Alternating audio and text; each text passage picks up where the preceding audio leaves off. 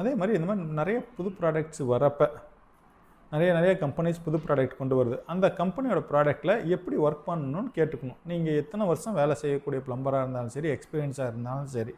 ஏன்னா ஒரு காலத்தில் பார்த்தீங்கன்னா மாருதி காரு அம்பாசிடர் இருந்துச்சு நம்ம ஊரில். இன்றைக்கி அப்படி இல்லை.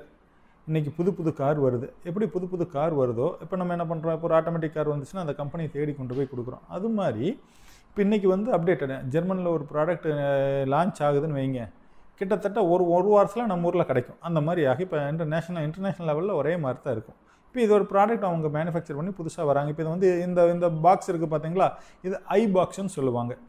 குரோஹேவோட ஐ பாக்ஸ். இதுக்குள்ளே என்ன வகையான டைவர்ட்டரையும் இதுக்குள்ளே ஃபிக்ஸ் பண்ணலாம். சென்சர் என்னது, டச்சு, கையில் ஆப்ரேட் பண்ணக்கூடியது, அப்புறம் பார்த்தீங்கன்னா புஷ்ஷு, எது வேணாலும் இதுக்குள்ளே வைக்கலாம். இந்த மாதிரி பாக்ஸ்க்குள்ளே, அந்த மாதிரி பாக்ஸ்க்குள்ளே வரப்போ இவங்க கொடுக்குறாங்க. இங்கே பாருங்கள், இதுதான். இது வந்து கையில் ஹேண்டில் ஆப்ரேட் பண்ணுறது. இது வந்து தெர்மோஸ்டிக்கு. இது வந்து பார்த்தீங்கன்னா 3 சுவிட்ச் கண்ட்ரோல் பண்ணோம்னா தண்ணி வர மாதிரி, எது வேணால் இதுக்குள்ளே வைக்கலாங்கிற மாதிரி அவங்க கொடுக்குறாங்க. இப்போ இதில் என்ன தெரிஞ்சுக்கணும்னு சொல்லணும்னா, இப்போ இந்த ப்ராடக்ட் இருக்குதுன்னு வச்சுங்க. இப்போ பார்த்தீங்கன்னா இது வந்து கோல்டு, இது ஹாட்டுக்கு கொடுக்குறாங்க கீழே. அதே மாதிரி இது ஏபிசி. இப்போ இதை எடுத்துக்கிட்டிங்கன்னு வச்சுங்க, இதை ஏவும் இது பியும் இது சியும் கொடுக்குறாங்க. இப்போ இந்த பி மட்டும் வேணும், எனக்கு ஷவர் மட்டும் வேணும்னா இதில் மட்டும்தான் கொடுத்துருக்கணும். எனக்கு ஷவரும் பக்கெட் வைக்கிறதுக்கு உண்டான ஸ்பவுட்டு வைக்கணும்னா அவங்க என்ன சொல்கிறாங்க, இந்த 3வது பியும் சி தான் கொடுக்கணும். பியும் சியும் நம்ம ப்ளம்பர் ஹாட் அண்ட் கோல்டை கொடுத்துட்டு ஏவும் சிவும் கொடுத்துட்டு நீங்கள் ஆப்ரேட் பண்ணிங்கன்னா அது வழியாக தண்ணி வராது. எக்ஸாம்பிள், இதில் 2 மட்டும் வச்சுட்டு இதை ஆப்ரேட் பண்ணிங்கன்னா ஆப்ரேட் ஆகாது.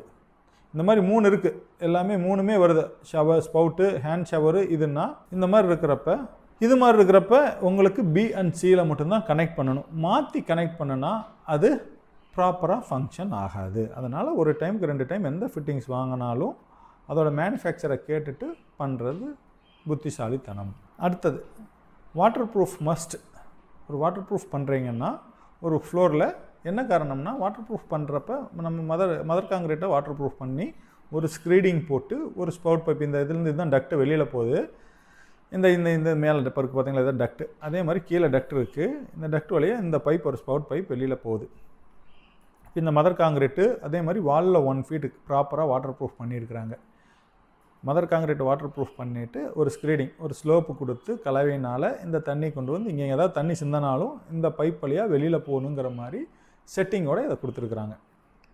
அந்த மாதிரி கொடுக்குறனால என்ன ப்ளஸ்ன்னா, நம்ம ஃப்யூச்சரில் தண்ணி உள்ளே இறங்கிருச்சு அப்படின்னு வைங்க, டைலுக்குள்ளே ஏதோ ஒரு இடத்துல கேப்பில் ஏதோ ஒரு இடத்துல சுத்தம் பண்ணுறப்போ, ஆசிட் வாஷ் பண்ணுறப்போ, ஏதோ ஒன்று பண்ணுறப்ப தண்ணி உள்ளே போயிடுச்சுன்னா இந்த தண்ணி என்ன ஆகுன்னா ட்ராவல் ஆகி அந்த ஸ்பவுட் வழியாக வெளியில் போயிடும். ஈவந்தோ தண்ணி உள்ளே போகிறதுக்கு நிறைய வாய்ப்புகள் இருக்குது. ஒரு டேப் இருக்குது, ஒரு பக்கெட் எடுத்து ஏதோ குழந்தைக்கு டேப் ஒன்று உடஞ்சி போச்சு. அப்போ அந்த டேப்போட தண்ணி பூரா வால்குள்ளே இறங்கும். வால்குள்ளே இறங்குச்சுன்னு வைங்க, நேராக ஃப்ளோரிங் இருந்துச்சுன்னா ஃப்ளோரிங் வந்து சங்கன் இருக்கிறனால எல்லாமே உங்களுடைய சுருக்கிக்குள்ளே ஃபில் ஆகி எல்லாம் ஓத அடிக்க ஆரம்பிச்சிடும்.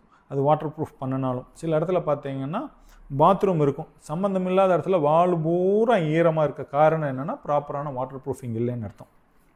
வால் பூரா ஈரமாகி அப்படியே ட்ராவல் ஆகி செவரு பூரா இருக்கும், சம்மந்தமே இல்லாத இடத்துல இருக்கும்.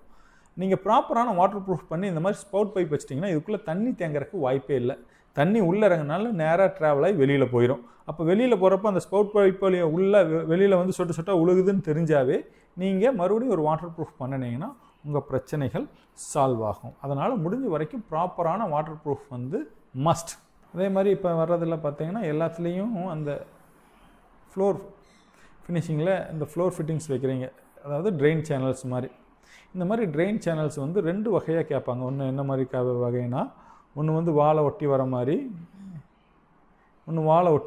இன்னொன்று வந்து பார்த்தீங்கன்னா வாலிலிருந்து தள்ளி வர மாதிரி. இந்த மாதிரி தள்ளி வர மாதிரியும் கேட்பாங்க, இந்த மாதிரி வாழை ஒட்டியும் கேட்குறாங்க. இப்போ இந்த ப்ராடக்டை மேனுஃபேக்சர் பண்ணுற கம்பெனி பார்த்தீங்கன்னா வாலுக்குள்ளே தண்ணியே போகாத அளவுக்கு தான் அவங்களோட டிசைன் இருக்கும். இப்போ இந்த இடத்துல ஒரு ஸ்கொயர் பிளேட் இருக்குது, இந்த பிளேட்டை க்ரூவ் பண்ணி செவத்துக்குள்ளே போயிருச்சு. இப்போ இந்த வால் டைல் நேராக கொண்டு வந்து இந்த இதில் உட்காந்துரும், ஃப்ளோர் டைல் இதில் உட்காந்துரும். அப்போ உங்களுக்கு தண்ணி லீக் ஆகிறதுக்கு சான்சஸே இல்லை.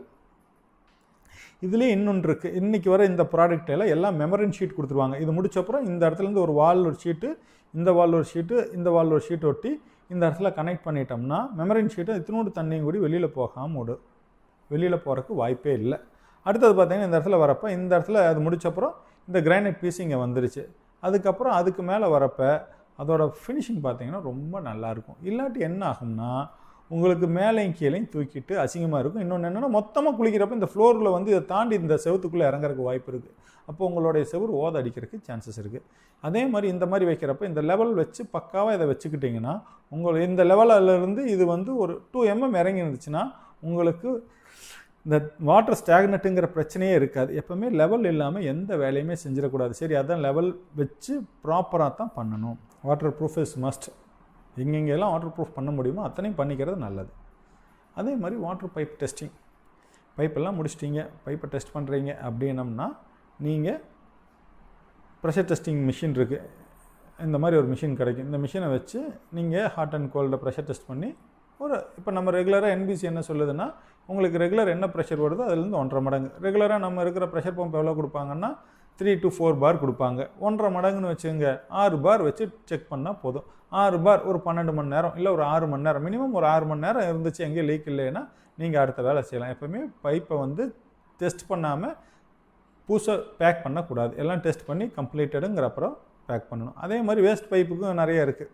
பாருங்கள், இவர் வந்து வாட்டர் டெஸ்ட் பண்ணிகிட்டு இருக்கிறாரு. ஏன்னா நிறைய பைப்ஸ் இங்கெங்கே இருக்குது. இப்போ நீங்கள் எங்கே பைப் போயிட்டு எங்கே வெளியில் வரும்னு தெரியாது. அப்படிங்கிற பட்சத்தில் அடுத்தது பார்த்தீங்கன்னா வேஸ்ட் பைப் பாருங்கள், எல்லாத்தையும் பைப்பை போட்டுட்டு பேக்கிங் பண்ணுறதுக்கு முன்னாடி இவர் லெவல்லாம் செக் பண்ணிவிட்டு தண்ணி ஊற்றுறாரு. தண்ணி ஊற்றிட்டு இதிலேருந்து 1 மீட்டர் பைப், ஒரு கப்ளிங்கை போட்டு 1 மீட்டர் பைப் ஹைட்டாக நிறுத்திடுவார். இந்த வாட்டர் காலம் வந்து ஒரு நாள் 24 மணி நேரம் கழித்து வரப்போ அந்த பைப்பில் அந்த தண்ணி இருந்துச்சுன்னா இந்த எந்த ஜாயின்லேயும் லீக் இல்லைன்னு அர்த்தம். தண்ணி லீக் ஆச்சுன்னா லீக் ஆகுதுன்னு அர்த்தம். தேங்க்யூ. இது நீ எக்ஸ்டர்னல் இந்த ரொம்ப பெருசாகிடுச்சு இந்த வீடியோ. நம்ம அடுத்தது வந்து லைனாக வர்றதை வந்து அடுத்த வீடியோவில் உங்களுக்கு நான் சொல்கிறேன்.